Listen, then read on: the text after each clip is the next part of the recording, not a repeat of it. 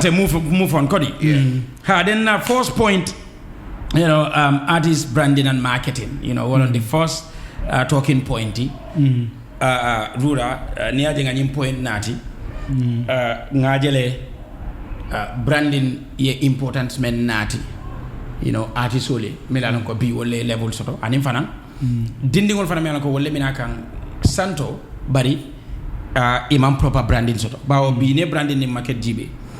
They are intertwined to babol kamen fo bari branding le follow kana marketing ina yo nyamo branding wolong ye entity soto ye artist soto warante business soto waray company soto Kenya lo meng abekela Kenya te membe mol impress la men sa sabu investo le na business le na mo kote le na ka wasang ibul woto bi coming kamen fo don artist mu entity let ni atara wolon to nyati wodete artist o nyanda la Kenya la meng wole ba sabula business o yesa so branding wala moti fonse soton din se nyarandi se parendi se londi Kenya la men wole be mol impress la melbe banta aketa business o tiban aketa investor tiban aketa promoter pour yesa right ninge ke Kenya la men sa sabu yesa no to abul come for marketable then that's the time ite mari be market no la yo nindebe diam la wato wa donka example tam fangole la as an artist manager o artist ol membe nge manage nyum nye brand nyaadi le foy warata foy nyanta men sot la ya soto atumando wo mu konoto di alte men nka o bankele anywhere I am wolom bi ni STG ben ni me do ko ke follow ke bring I fen soto ndi memo brikama boyoti an ideology that is very nice itela tax as the manager would be kao ideology men ataya soto after from brand la nyame I men suggest to you ya make so branding ya beti andi ya ke Kenya la men wala ba sabule bate market la ndunga wala ke bi biro brikama boyo ideology ni nga push to babol come for in music business the hegemonic reality wolom bi ibota ma fa ngomenna regionally ni ku fante la ye celebrate right ye fam brand around them obviously be sembo so la ibine dankule mal wo mu kuti men sa hayat okay nyancho la case the Gambia la muruba dana no men ngafo biringa rebrand when I came as his manager wolom kanyancho tandi me alonko ate clean non complete artist oti wolom artist jumati the singer the rapper the dancer and the choreographer ate artist killing nenyim four qualities based on nga watandi nyaadile nga tandi ate nyancho la symbol le ya ala image men wala ate represent right as that nyancho me o four qualities soto nga katoke fanan wo choreographic nature of nyancho wo dongo me alonko ay fen soto maketo kono to babul kamen for niche wolom atala unique neck ala non competitive nobility men do ma soto dongoto nga wo fanan tandi nga yiri wandi don nal kafuta dongo fanan Kenya falinta anin dongo fanan natando la fata la video kon perfect branding right yo waya sabu fanan mo be ka fole ko he is the greatest entertainer bawo ate branta wala nyama o Kenya ning business ol nata kan woleta yasa ya nga market no wala fanan kon so woto wo mu kuti melan ko akuma yata artist dindingol membe wuli kan bi itol fanan nyanto opportunity la sotola from expert melan ko bi wala be brand la in that manner pour une se market no nyame bawo ni me fam brand Kenya lo meng is a marketable no mote sanna de e mote sanna woto branding mo kulete men kumayata marketing nata kafoka wala na bini ajibe artist jamale endorsement deals or you've seen a couple of artists officially mail sign right sorry for whatever placement we be branding la kon because artists only have from brand in a way for it nata yala service ni sick you understand in 2016 right when Gamcel deemed it fit to endorse ST. Obviously, it was based on the fact that I have a brand name. He has that regional support. Ndungi tolbe sularing wo Vigo dimension la lekam feel pour bi in STA bula kul kono me alanko wole ba sabula itole mel soto aba tandi la jamara mano yaje the same thing ngawlaje all this artists so nie fam brand aka sabu in the marketing context ika fanko kanale because a lot of companies will come for you right to babol ka wala for endorsement deal a lot of promoters will come for you, right? And then give you gigs, involve you in their events. You'll have also domestic shows, domestic events. You'll also have international contracts. What gonna be artists will be talking outside, right? It's simply because artists will le brand Kenya la meng e marketable ta wala netol be la service sikka. So branding and marketing is very, very, very important. Abe okono fana artists niba brand kan fem fula le bije we have what we call persona, we have what we call personality. Artists all are persona and personality. False bondi e nyoto. What is the persona of attack? The persona of attack is that attack, right? That artist, right? That ballistic artist. What am attack? The personality is Abdullah Gay. So first of all, what is the persona of ST? ST, the Gambian dream, Brikama Boyo, right? The personality is Sana Singate. So Abeo Kono, Kenya me itajanta lala, puri saje, ise sanno, wala nangaje bi endorsement deal kana, promo deal kana, internally and externally, right? Other networking opportunity kana, other collaboration kana, you know, because for instance, Nyancho, Ajibe B, it Nyancho depicts culture. Niaje bi mo bebe mamankang UK Gambia no bebe seworing ay hakilo blandi Gambia la adol tubabo artist ol bijele mele alon ko bibe la firi pour ni ye fanje nyanto la ko ko na ku ke me alon ko wala ba attendre la ko okay nyim fana bota Africa fana dola so branding ka sabu fana ko collaboration also you know dindimma yeah masala dijos kata diata you know so highlighting you know educative like things like this is going to help the industry a lot, especially for the upcoming artists. You know, they think that branding is all about maybe like fashion, maybe all about maybe like following girls, singing, you know, girls song and stuff like that. You know, Musa, nimol ko branding an artist. Aka start muntole DJs because they after the mole kachani yele. Ni molko branding an artist na aka start dameng bi rura wolom ite fangola understanding of the artist, the product that you have ite product comment so ite member brand ite fangola nyantalo na product dumale bete bulu ilafta mem brand la because branding fana mole la responsibility mu kake ite mem artist manager right ila responsibility long pour que la product ko ñu understand ila entity ñing ka faham entity jumale be bulu now ne anata nyanchola kesa ko nga mem fo nga understand nyancholom entity jumalom nyinti right atelom artist oti me yalanko four qualities le babu atelom artist oti me yalanko ala fansol siata in the police fraternity mbake la Kenya nyaadi lela so nata pruka ala kuloro falling completely right. There is also an iota of, right, among branding coming here, clothing for Jana, but there is also an iota of changing the image of that artist. There comes a la look, our entity in the look. Very because important. for instance, Hanning cellular company, right? Near GB, you look less of your colorless of the color. Be near bundo, carry all la bongolonit. This is their color. So, artists on in Namu entity, inanta look, inanta bumburongole, dadalai. Inanta look like create la artisoni. So wala nanga jele fako bidding or look create nyanchoe.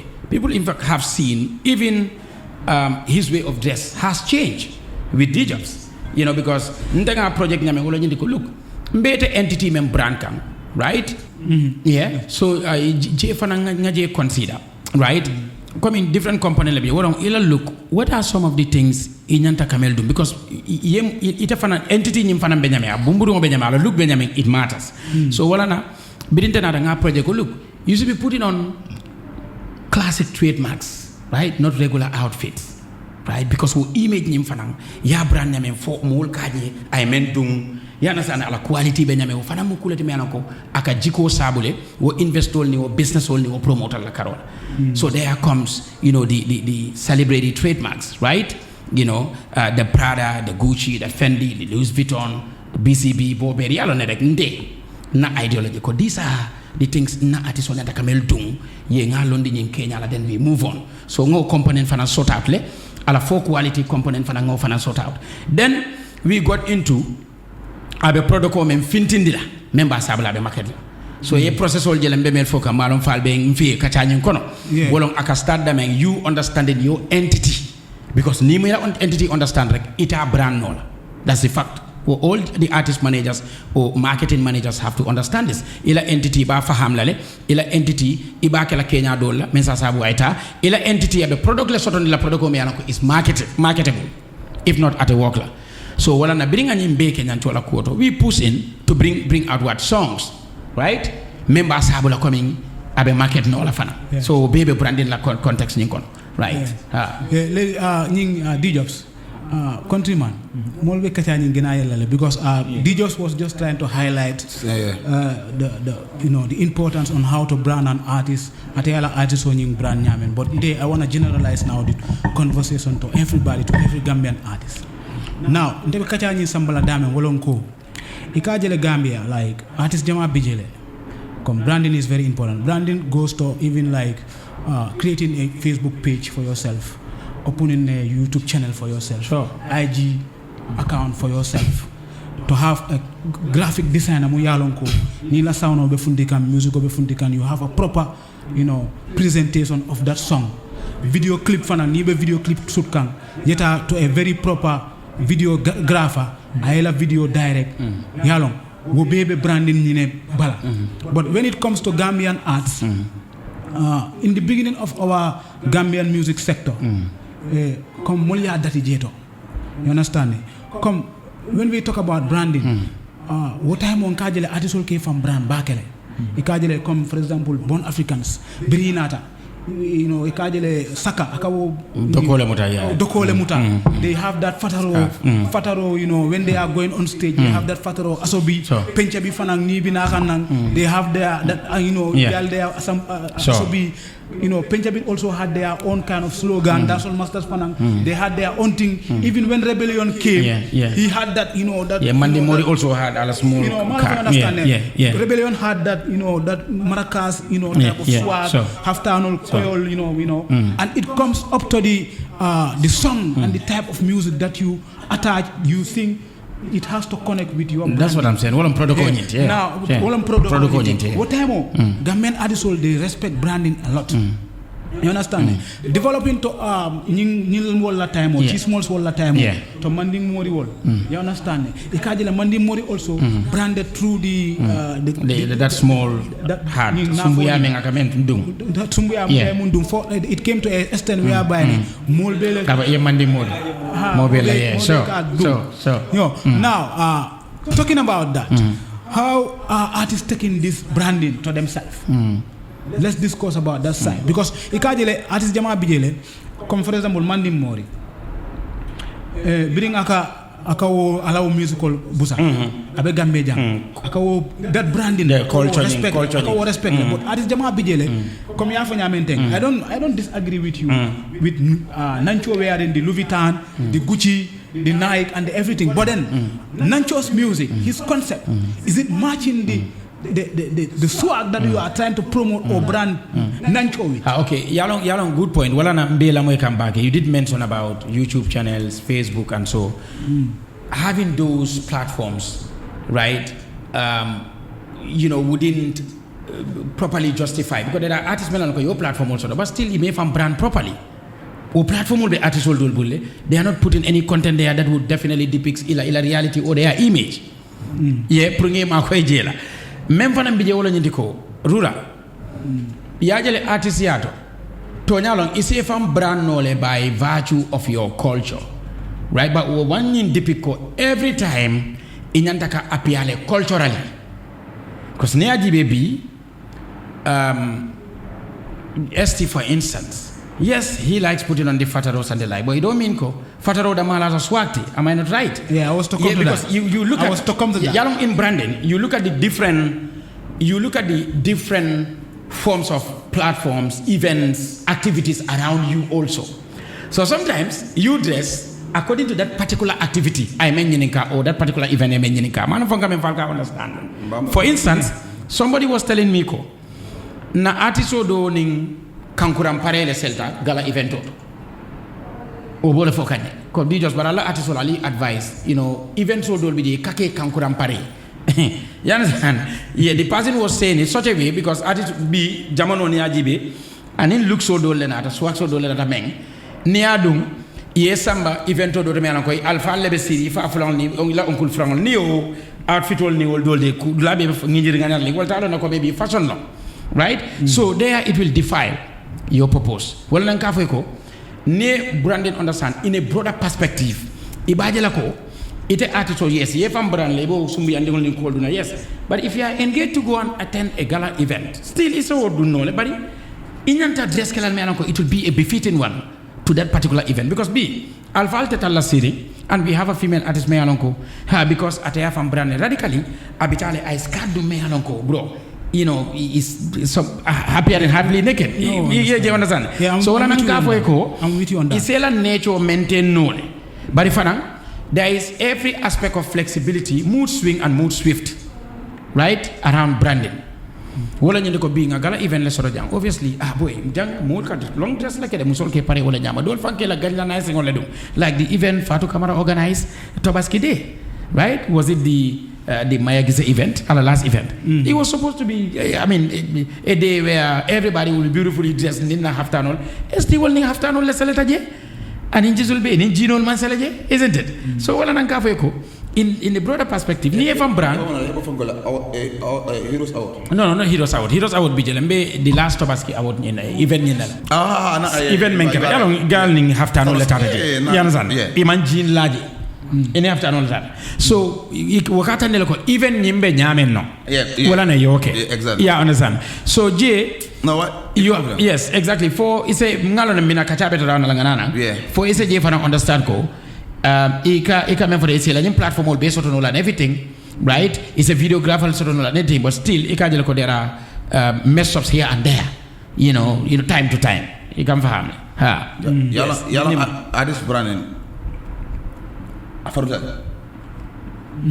fanuta bakale jajale abol kono mi yalan ko mi anka kumoyata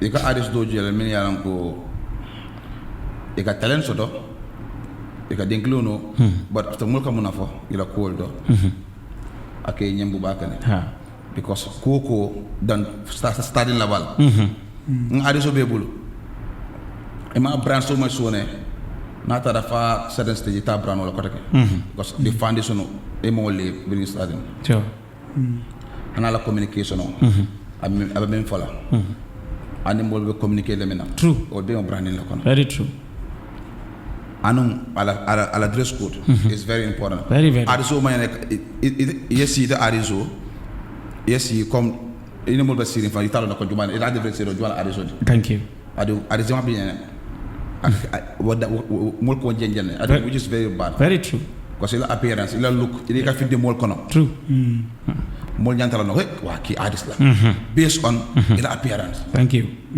bari arizo yesu ye findi bande yesu ko yeto funkulari yeto boyori bro nin ko mon aro fana man ko woti aro fana sartolen ay min ka fazadial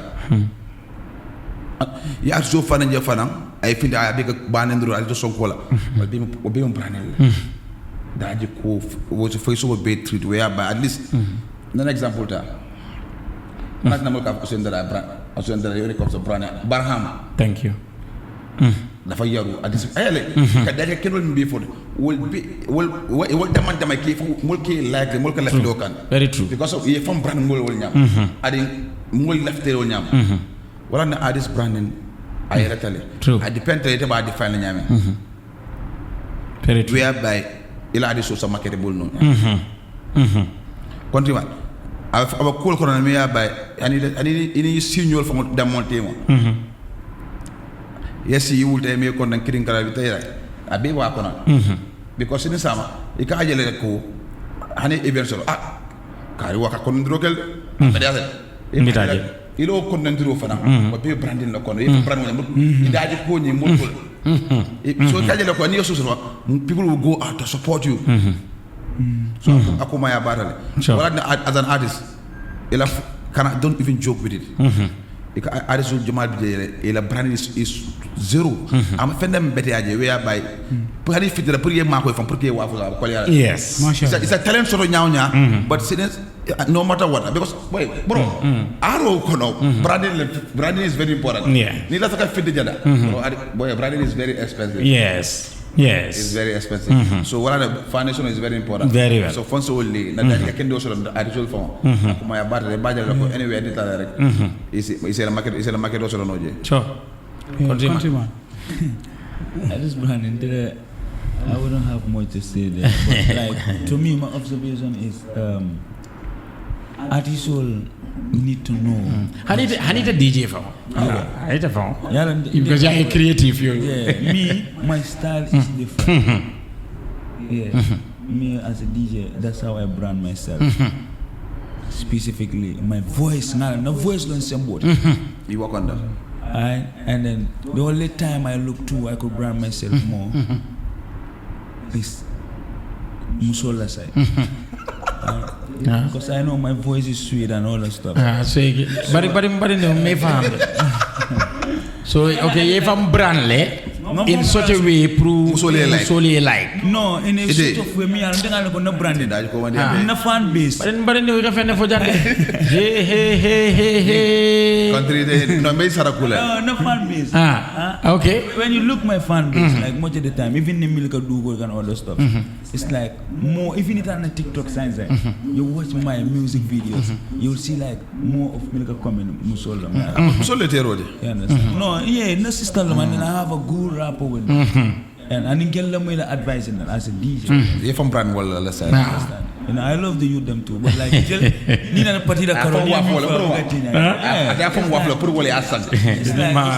but like, I think artist branding and they can understand better. I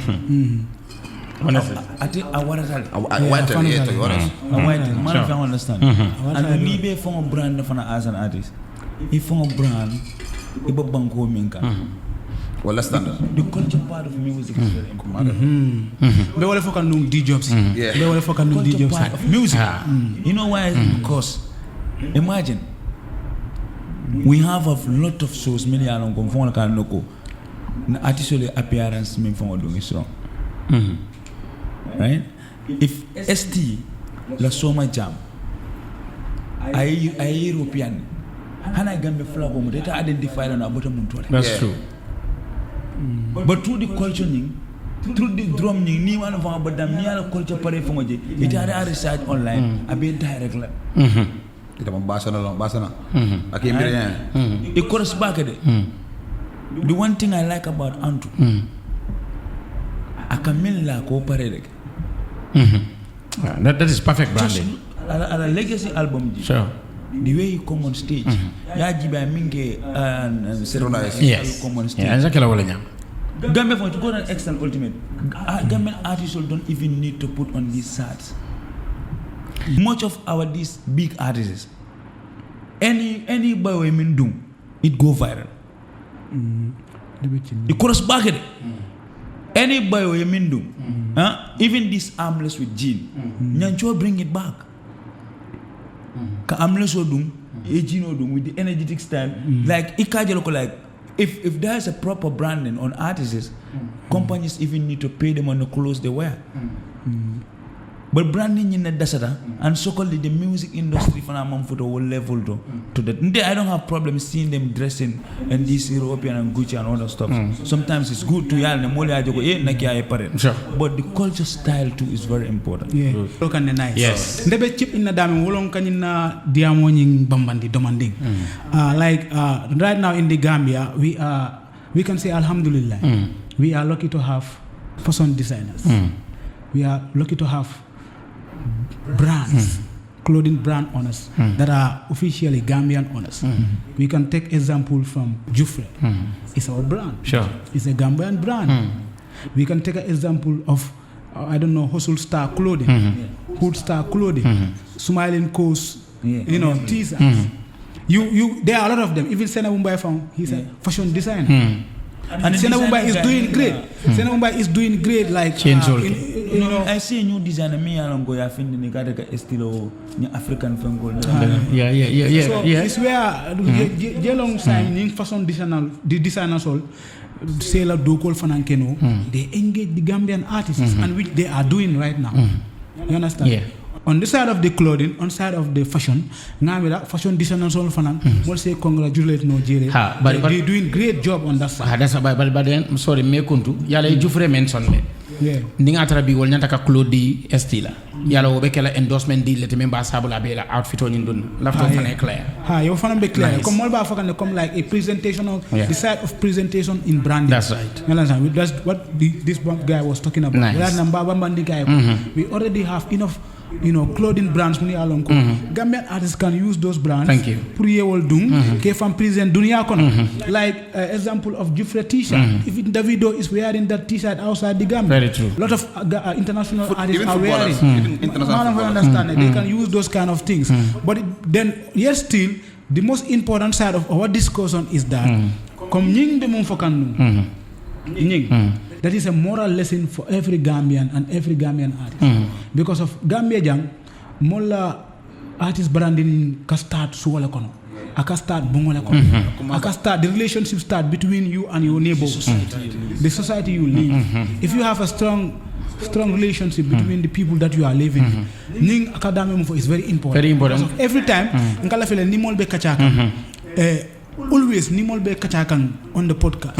Let us Musa ala jeri nyalong, and it's very nice coming domestically nyanta jele jibela wo artiso nyina jiko wo entity nyina jiko nyanta woto jibela le wala ne branded jibe is brought comme même fa hansa mbetale jansa kandro. It is very true ko wala jiko le ba sabula ala molbe hope sotala oh that's branding. For instance ST, there is this regional connection I mentioned and regional support. Exactly. Muna na yosoto branding ne saba yosoto nga fo janne in my explanation because memu I have a brand new regional lela namul mbota dame nga sapuila nga ku fayla I said it here. You know what I'm saying? So the same thing Musa Muruta wole kan because be atayala mo le represent I have a branding wole wole brikama boy ideology nati wo ideology fanantol nga wole nga support wole kan we never stopped pronouncing Obrikama Boyoning and then being there for our people. So originally, more fela I have a brand nala mol. So daji koto abe support sotlal. Right? So it all comes to that. Egamen for come na level mbeo falale. But generally, the conventional perspective or belief regarding branding, funds of an discourse. I don't need about grassroots level come ita say artist I daji ko soto le sai. Kodi sai daji ko soto ita kamen for daji ko nyim bete ata. O daji ko nyim men ayasoto.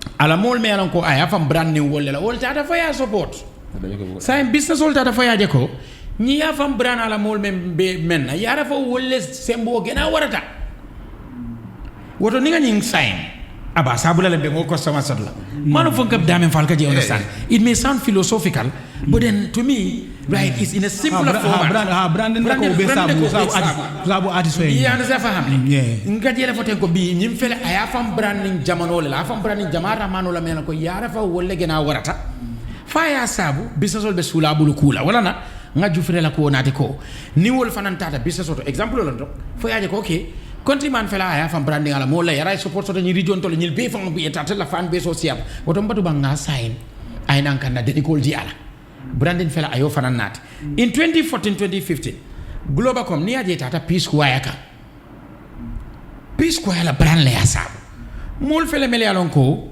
imu ibo lete bota najida fanna do la me alon ko tolbe sulare nga mol soto nga customer soto fanna la inate sign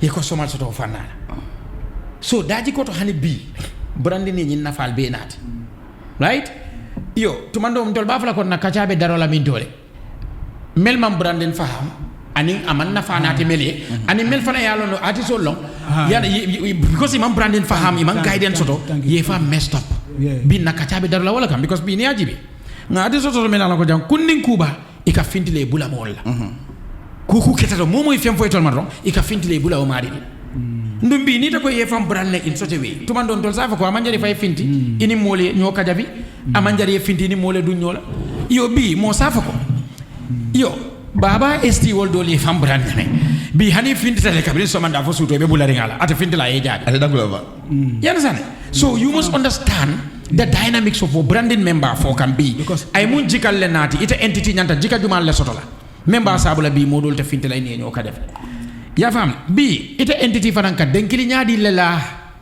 because bi ne fam brand in such a way ndadi just de I am not that manager that is subscribing to any thespian membe kula ka meng aba sabula na dindingul lebe tinyala sate kono ndete o katalo artist sifala de mbe tonya la fala nyoy do ngay bande nte mo wolati bi management bi nimbe artist rebrand right mbe rebrand la nin sarto lela me alanko nte lato sarto lela wala be ke kunding na philosophy mu wolati nga wala karan lata wala la woto bi ndedu na mo la ko to me alanko waya fam brand nyamen you know a manke silati meng sabu binto la jamano e betea ndata law artiste la ko 100 woto bi artiste kamel la bi wo bebe branding ko daji ko to akumata je baake bawo bi e katta ko do la youth folk kono ite sambala bi pour être yeta ta perform adama baro nyaati wala ni gambia la alpha lio la very important so woto nyanta faham la artiste men yalon ko iman guidance akela audience fanal limit akela expose thank you very much nga example that when it comes artist killing well before I artist sodi fojana ka kabra ka artist sodi a fam market mol la tala ya suga je suga ya fam waf wala nyam well before bakala suga people started liking suga well before bakala musician because he like ni pare cool channel le dum film so then I ala tam soto jang yana that's over credit del so ndoki wala na su kabra na am difficult pour ala may to ni mole awa so it's very easy it's very easy for my so kabra na 1 year 2 years like at least upload because of akaminke true anon aka type of music ko men menke ana found brand mol kanya so easy tele pour yes mole awa ayta ni hani ala ibi kana ko so galam ni observe one thing fana ni aje brand ni milan ko brand de buying company le buka in a rush to have a deal with Gambian artists is most of the time is like a sila you can sign an artist anytime I change and I'm media I think media alone go like bro it's unimaginable sometimes they are unpredictable I think the most important branding from Gambia more than the Gambian discourse back attitude I think the point here Musa appointment for is very important if you see like I'll give you an example like there are artists million they are good but if you observe like still companies cannot sign them it can mean we can do this but the attitude so aning farang after effects it may backfire because anything bad you do is going to reflect on the very true company into that's right and company kill limit protect back very true very true because yalla company tell la bi e artist was sign mais yalon ko aka foyne ko don to be rebellious is the best on art kolom fitina moya yana san wolong mol comme daji kantaya yana san daji kantaya ko dol bije bi nimbe wol dol ibko for banketo ha musinin ke la kafunyo kafonyo kan tenin tangi ka ko manel je janne mel alon ko wol artiste be wol la karuda so do kolom de kachani fanutale the reason why fana ngawo topic do side do na fenang that is the branding side of an artist whereby you're going to have a proper YouTube channel IG account TikTok and Facebook page I'm taking the conversation back to our young artists. It's not even now, but then that development has changed a little bit. But there was a time, he called a Gambian artist yeta for album of Funtindi, for EP Funtindi, album of launch from. He got YouTube. Sang a change demanding. But what time you only have Gambian music entertainment and Gambian music promo. And in day. The reason why I'm bringing this on the podcast, on the conversation is because I've encountered a lot. Artist Jama Bijele found teleke advice. Ika artist ojele ay album of Fundindi. Even nitata YouTube, the album on to search. Itajele. Nitata online, the artist on search by the artist name, the branded name on the music. Itajele IG, itajele TikTok, itajele YouTube. You understand?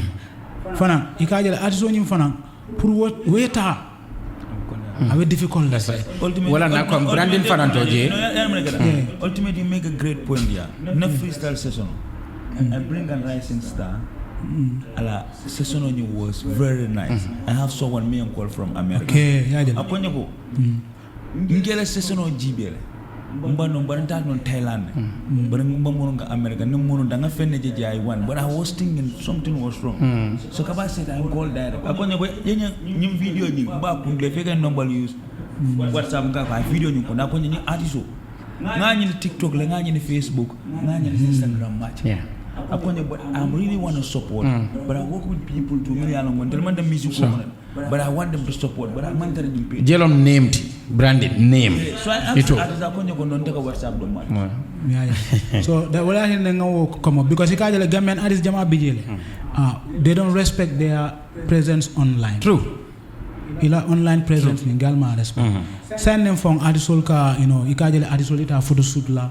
Ila IG update, ikela YouTube update. Man of understanding. So it's very important.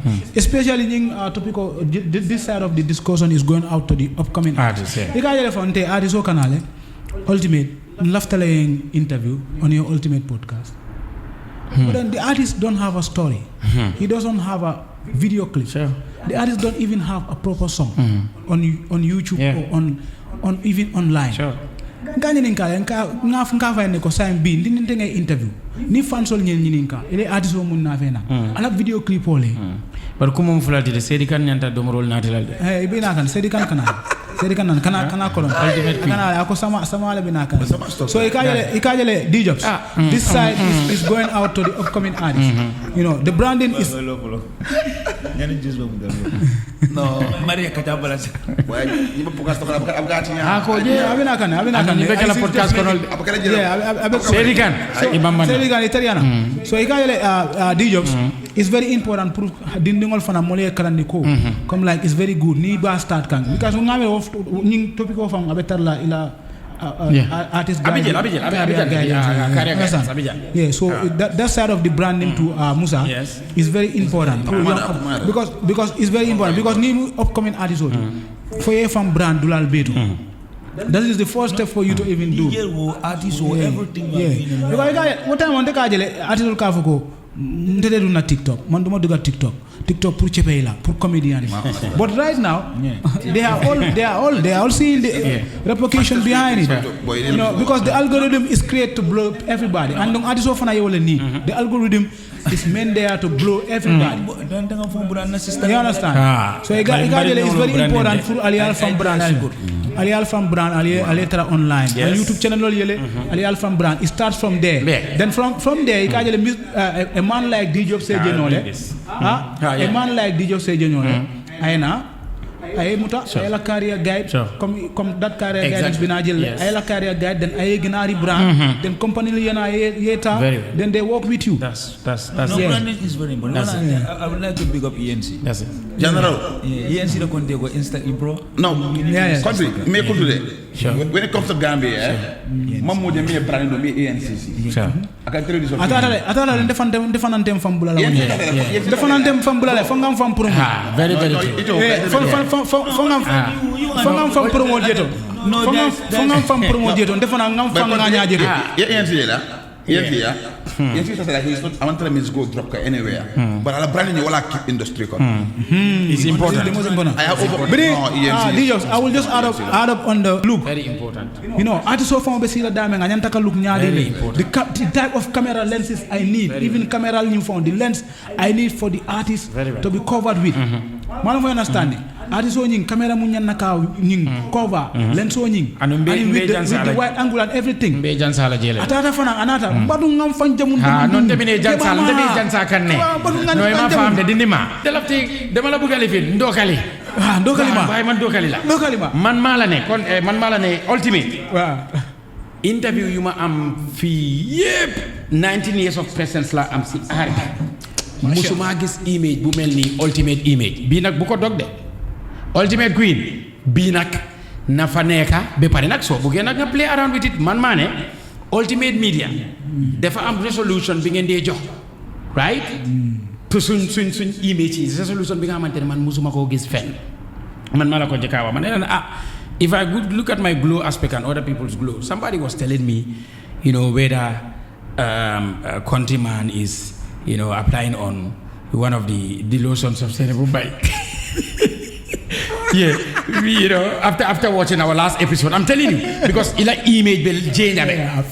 Yeah, I will resolution on is high. If I'm gonna go continue nyara mandra sisiri. Hey, ultimate Leo no. How? Ultimately Leo no. So je for like go for jangalsa. That is ultimately what no. So it's very important. Wala nga je for ngoy ko bro. Ila woto image resolution. Right? Boy, higher optimal cameras ye from brand ne wolle la camera me ala ko bi kata Titanic nyini bin Titanic singte kata nyini yo camera si falle samba pour c'est artifact solde do